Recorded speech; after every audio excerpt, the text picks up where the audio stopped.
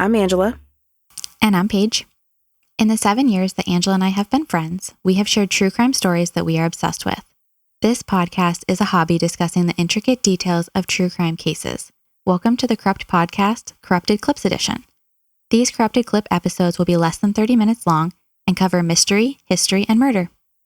We assume no responsibility or liability for any errors or omissions in the content of this episode. The Corrupt Podcast is based on the facts and our opinions of the case. Listener discretion is advised. This corrupted clip is on the Salem Witch Trials of 1692.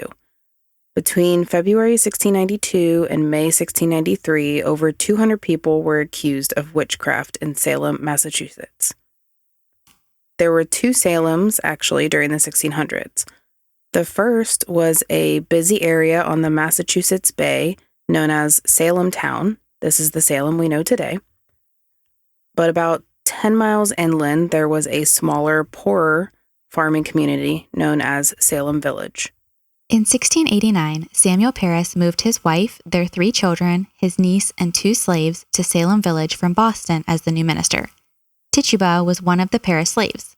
In January 1692, Parris's daughter Betty, age 9, his niece Abigail Williams, age 11, and their friend Ann Putnam, age 12, began to have fits. They would throw things and contort their body, saying they were being pinched or bitten. Anyone accused of witchcraft had to pass a witch test to be freed. Not a single person passed one of the 8 witch tests. The tests were the incantation test. The accused would verbally order the devil to leave the afflicted victim. If the victim became cured, the accused was proven to be a witch. Yeah, I just wonder how they would, force the accused to say these certain things. Where they here's the deal.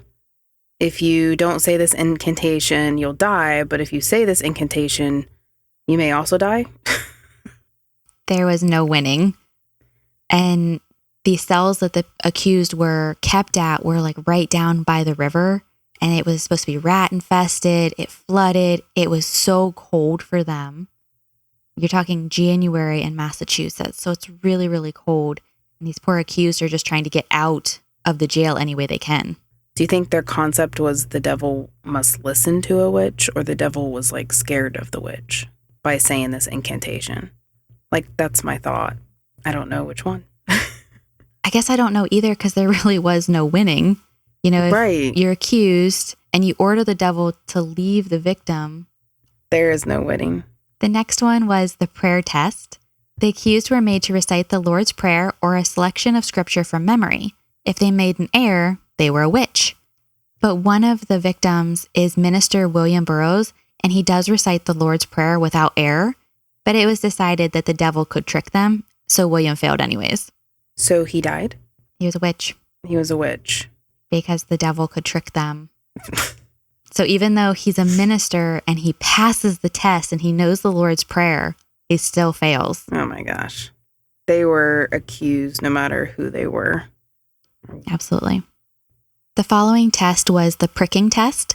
The accused were poked and scratched by their alleged victims until they bled. If the victim's afflictions were relieved, that was proof that the accused was guilty of witchcraft. And relieved by meaning their wounds would heal faster than normal? No, relieved they were in pain and now they're not in pain anymore.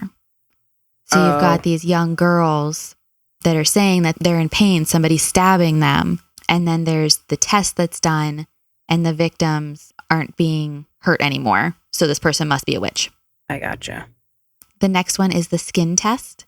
Any appearance of moles, freckles, birthmarks, scars, or an extra nipple was proof of contract with the devil. Now, this is just downright ridiculous. Okay. I have so many moles. I have so many moles. That's crazy. Freckles and birthmarks are just as natural as if one of those men having a descending testicle. Literally, that could have been one of the tests.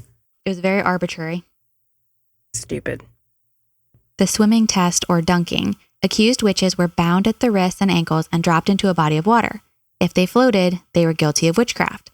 If they sank, they were innocent, but they drowned anyways. Maybe they should have had a plan in motion, just in case they sank. Nope, they let them drown. And Yeah. maybe they tried to get some of them back out of the water. it didn't say that. It just said like, oh, well, you drown. It's kind of the end of it. Yeah, it goes back to they just want to murder everybody. Mm-hmm. They don't care. The touch test, the accused witch would touch their victims. If the victims felt pain, the witch was proven guilty.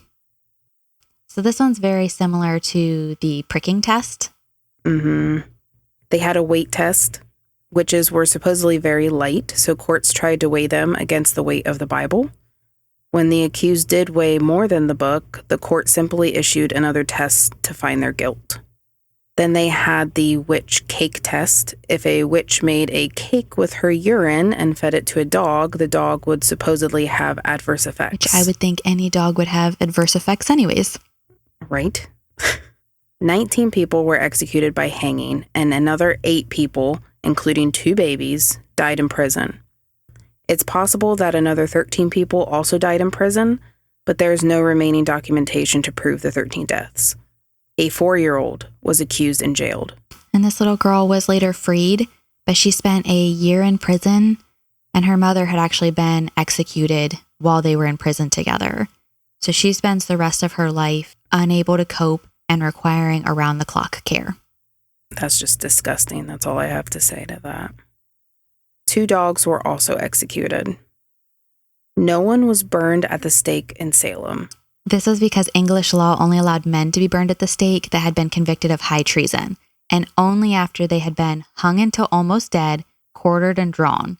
It would have been unacceptable to burn a woman because it would have involved nudity. Like her clothes would burn off first, and they couldn't have that. Oh my.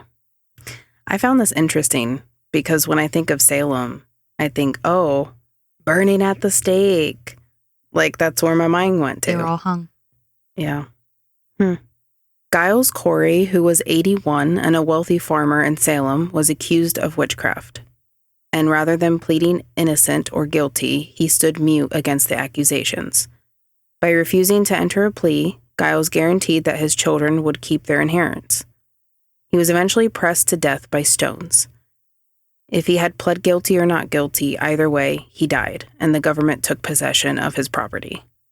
Giles laid under the stone for 2 days until he died. According to some stories, the only word Giles said was, "more weight," during those 2 days as way to expedite his death.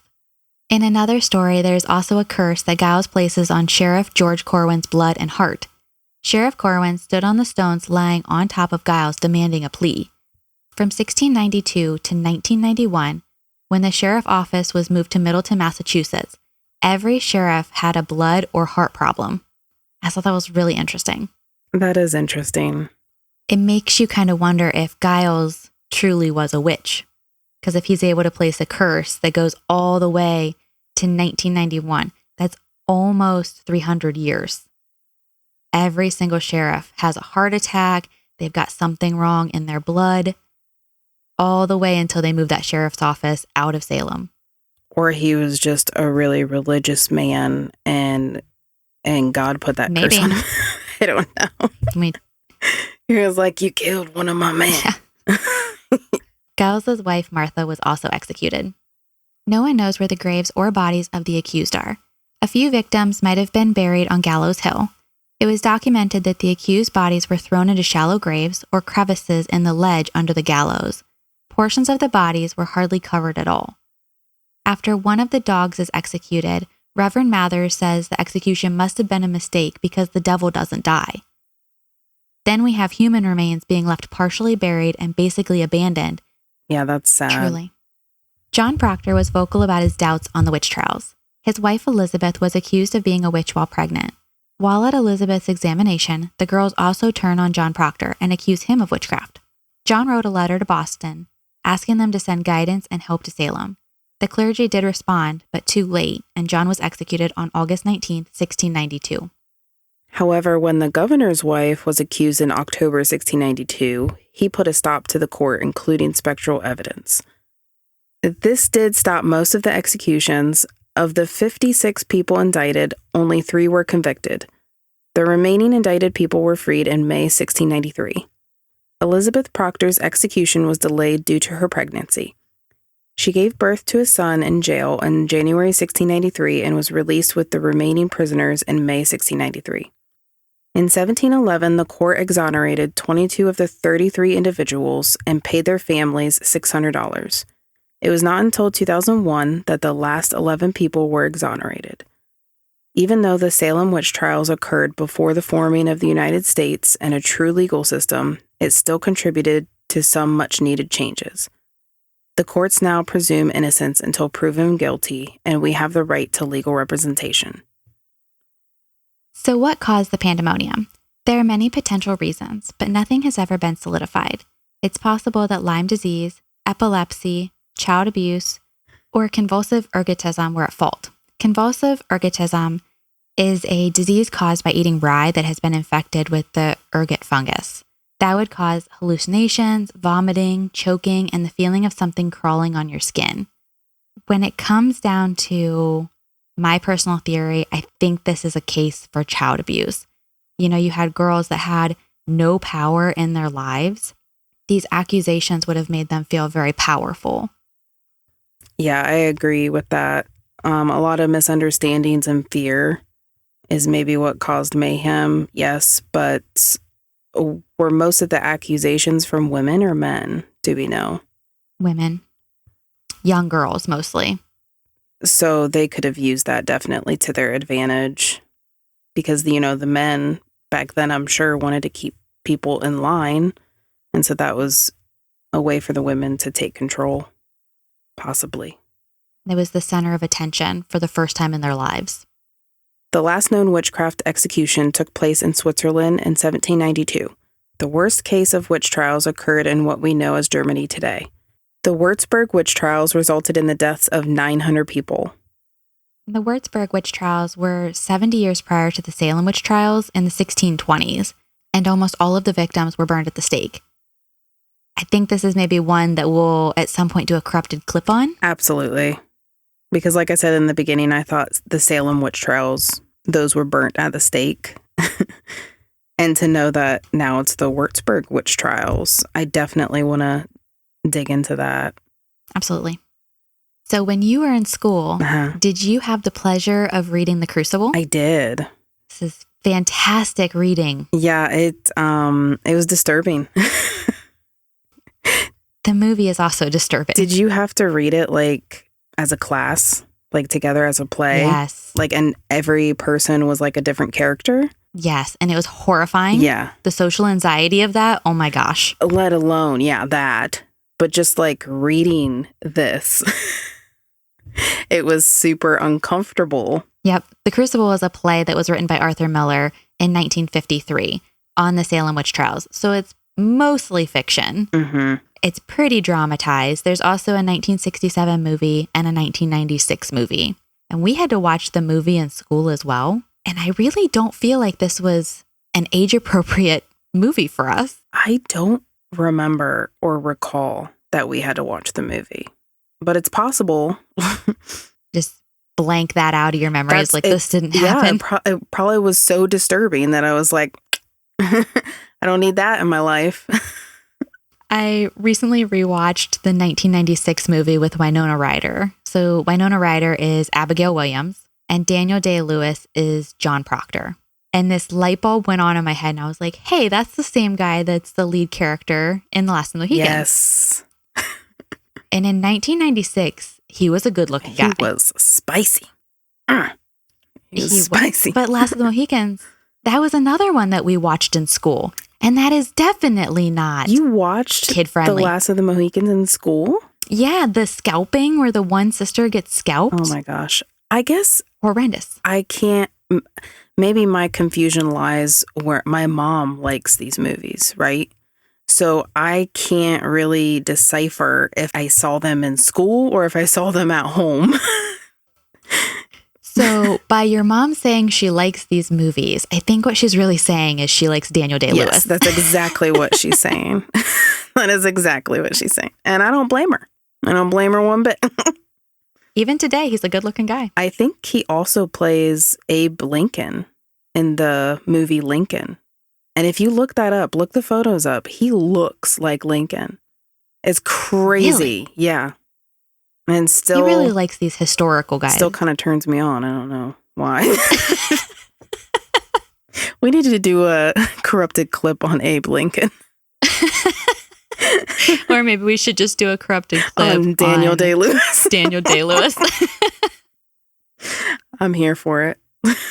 So in 2016, I actually visited Salem.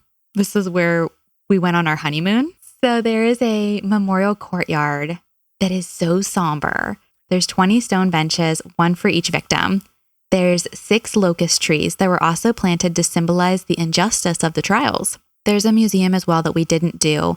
But Salem in the fall has this spooky, witchy vibe. They did a really good job of preserving the tragedy, even though I'm sure they wanted to cover it up or forget it, but also giving it like a kind of, I don't want to say fun spin, but almost like a lighthearted spin. It truly is a beautiful city. After the Salem Witch Trials, Mary Warren attempted to back out and admit that she was making up the accusations. But instead of listening, Mary was placed in jail and accused of witchcraft herself. Mary eventually confessed to being a witch and joined the accusers again. Anne Putnam made a formal apology 14 years later. In a written letter that Anne requested to be read by members of her church, Anne claimed that she had been tricked by Satan. Sounds like all these girls are just like, it was my mistake. Yep, my bad. Didn't mean to kill all those people. Samuel Parris was mostly abandoned by the congregation, and they refused to pay his salary after the witch hunt. He was paid £80, the equivalent of $24,000 today, and asked to leave Salem. What happened to Abigail Williams is a mystery. She disappeared from records around 1696 when she would have been only 15 years old. Our sources for this episode will be listed in the episode notes. You can reach us at corruptpod@gmail.com, corrupt.podcast on Instagram, and Corrupt Podcast on Facebook. Don't forget to subscribe to catch our next episodes. Please also leave us a review wherever you're listening to this podcast. Bye.